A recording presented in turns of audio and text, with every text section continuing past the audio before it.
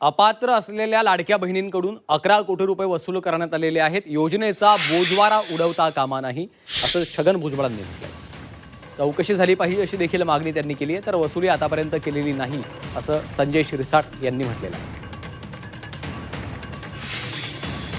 गरिबांना मदत व्हावी म्हणून एखादी ज्यावेळेस योजना पुढे आणतं त्यावेळेस अशा काही लोक जे आहेत त्यांनी त्या योजनेचा बोजवारा उडवता कामा नये. जर तुम्हाला स्पष्ट सांगितलेलं होतं की एका घरामध्ये 2च महिलांना मिळेल, त्यांच्यामध्ये 4 चाकी गाडी नको, अमुक नको, तमुक नको, त्यांचं उत्पन्न, त्यांचं घर, अशा अनेक अटी टाकलेल्या होत्या. तरी सुद्धा काही काही घरात 4-4 महिलांनी पैसे उचलले, काही नाही तर पुरुषांनी तर काय गडबडीत आणखीन काय केल्या.